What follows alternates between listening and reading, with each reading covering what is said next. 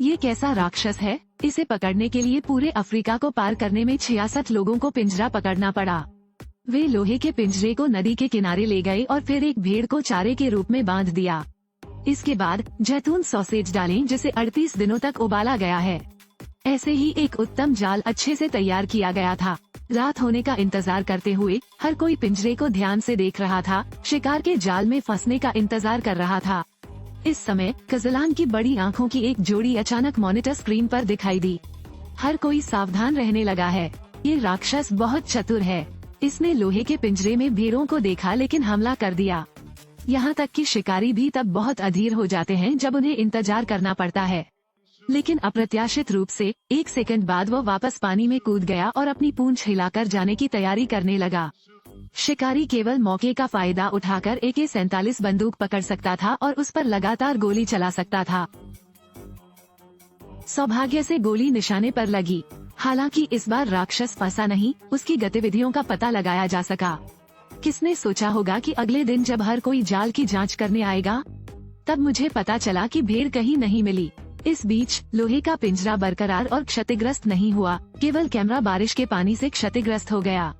ऐसा लगता है कि इस राक्षस से निपटना आसान नहीं है, लेकिन इससे नेता हतोत्साहित नहीं होते। जेकब ने अचानक गोली चला दी। उसने राक्षस को लुभाने की तैयारी करते हुए सभी को जाल को रीसेट करने की याद दिलाई। रात में जब हर कोई इसके आने का इंतजार करने के लिए तैयार था, तो उन्हें अचानक एक आदमी दिखाई दिया। वो बिना किसी डर के लोहे के पिंजरे पर चढ़ गया और राक्षस का नाम पुकारते हुए पास जाने लगा। गुस्ताव, जल्दी यहाँ आओ। लेकिन वो काफी देर तक गाता रहा, लेकिन फिर भी पानी के नीचे कोई हलचल नहीं हुई। ऐसा लगता है जैसे राक्षस आसपास नहीं है। लेकिन उस समय अप्रत्याशित रूप से 5 साल का ये लड़का जोजो लोहे के पिंजरे में अकेला चला गया और खुद राक्षस को पकड़ना चाहता था। लेकिन अप्रत्याशित रूप से उसने गलती से लोहे के पिंजरे के दरवाजे के तंत्र को सक्रिय कर दिया। तभी बड़े मुंह का एक जोड़ा अचानक आगे बढ़ा। राक्षस भी प्रकट होते हैं। मैंने भारी पिंजरा देखा और तुरंत पानी में गिर पड़ा। आखिरकार जोजो रेंगते हुए शीर्ष पर पहुंच गया। राक्षसों का एक बार फिर हमला। हर कोई तुरंत भाग गया। इस बार आखिरकार उन्होंने इसका आकार स्पष्ट रूप से देखा। पता चला कि यह एक प्रागैतिहासिक मगरमच्छ था। जेकब ने तुरंत बम उठाया और पानी में फेंक दिया। ये देखकर कि जोजो मरने वाला था, टिम जल्दी से पानी में कूद गया। ऐसा लग रहा था कि मगरमच्छ डर गया था और उसने पास आने की हिम्मत नहीं की। टिम ने किनारे पर जोजो को सफलतापूर्वक बचाया, लेकिन मगरमच्छ चुपचाप उनकी शरण में घुस गया। इसने एक सिपाही के पीछे घात लगाकर हमला किया। अवीवा, जो किनारे पर थी, जल्दी से तंबू से बाहर भागी जहां सभी लोग थे। इसलिए टिम ने तुरंत अपना सामान पैक करने और यहां से निकलने का फैसला किया। पता चला कि वे सिर्फ एक अखबार के पत्रकार थे। मैंने सुना है कि अफ्रीका में गुस्ताव नाम का एक विशालकाय मगरमच्छ रहता है। वो हर साल कम से कम 400 लोगों को खाता है। इसका असली रूप आज तक किसी ने नहीं देखा। सभी की पसंद को आकर्षित करने के लिए उन्होंने आने का फैसला किया, लेकिन वे जल्द ही इसका भोजन बन जाएंगे। अगले दिन जब आप लोग यहाँ से जाने के लिए विमान में बैठने की तैयारी कर रहे थे, जंगल में अचानक एक कार तेजी से निकली। उन्होंने एक टूर गाइड की भी चाकू मारकर हत्या कर दी। इसके बाद बचे हुए लोगों पर बंदूकधारियों ने हमला कर दिया। भागने के लिए टिम और अवीवा 2 भागों में बंट गए। वे अवीवा की ओर दौड़ पड़े। अचानक जोजो बंदूक लेकर आया और उन पर लगातार फायरिंग की। मैंने देखा कि घबराया हुआ ड्राइवर सीधे ढलान से नीचे गिरकर तुरंत मर गया। देखना खतरे से बाहर है, लेकिन स्टीवन गलती से मगरमच्छ के इलाके में चला गया।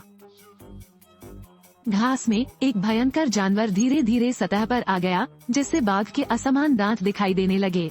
स्टीवन के हाथ कांपने लगे और उन्हें कैमरा गिराने की धमकी दी गई। उसने इसे धोखा देने की हिम्मत नहीं की, लेकिन मुझे उम्मीद नहीं थी कि हाथ के पानी पर ताज़ा खून होगा। मैंने देखा कि मगरमच्छ धीरे धीरे खड़ा हुआ और खून की गंध से भरा अपना मुंह चौड़ा कर लिया। स्टीवन ने स्थिति देखी, कैमरा उठाया और भाग गया, लेकिन मगरमच्छ ने शोर सुन लिया और उसका पीछा किया। उस समय स्टीवन ने आगे कूदने और एक बड़ी पेड़ की शाखा से गुजरने की पूरी कोशिश की। मगरमच्छ फंस गया था। वो भागने के लिए काफी संघर्ष कर रहा था। इसके बाद स्टीवन ने उसकी तरफ दोस्ताना इशारा करने के लिए उंगली उठाई और फिर वह भाग गया। लेकिन आप मगरमच्छ की शक्ति को कम आंकते हैं। केवल कुछ सेकंड के बाद पेड़ का तना आधा टूट गया और फिर स्टीवन का पीछा करने के लिए दौड़ा। यहाँ तक कि जब स्टीवन सैकड़ों मीटर प्रति सेकंड की पूरी गति से दौड़ने की कोशिश करता है, लेकिन फिर भी उससे बच नहीं पाता है। जब टिम दौड़ता हुआ आया तो केवल स्टीवन का कैमरा जमीन पर था। जब वे जाने ही वाले थे तभी विद्रोही उनके पीछे आ गए। नेता हैरी ने उन्हें फिल्म सौंपने के लिए मजबूर किया। ये पता चला कि स्टीवन ने गलती से लोगों को मारने की प्रक्रिया को रिकॉर्ड कर लिया था। धमकी के तहत टिम ने कहा कि वो उन्हें फिल्म दिलाने के लिए जगह पर ले जाएगा, लेकिन असल में वो उन्हें मगरमच्छ के पास ले गया। जब वे ध्यान नहीं दे रहे थे, टिम ने हैरी के छोटे भाई को मार डाला। वीवा ने मौके का फायदा उठाकर हैरी के शरीर पर जैतून का तेल छिड़क दिया। फिर दोनों तेजी से भाग गए, लेकिन इसी समय हैरी ने बंदूक पकड़ ली और गोली चला दी, जिससे टिम घायल हो गया। इसी समय मगरमच्छ फिर से प्रकट हुआ और उन्हें डराने लगा। मगरमच्छ टिम और अवीवा की ओर चला और दहाड़ने लगा, लेकिन उसने उन दोनों पर हमला करने की जल्दबाजी नहीं की और अपना सिर हैरी की ओर कर लिया। हैरी मुड़ा और भाग गया, लेकिन परिणाम फिर भी उसका भोजन बन जाता है। अंततः टिम और अवीवा खतरे से बाहर हैं। सिर्फ लाइक्स पाने के लिए वे अपनी जान भी जोखिम में नहीं डालते। फिल्म यहीं खत्म होती है। अगली फिल्मों में मिलते हैं।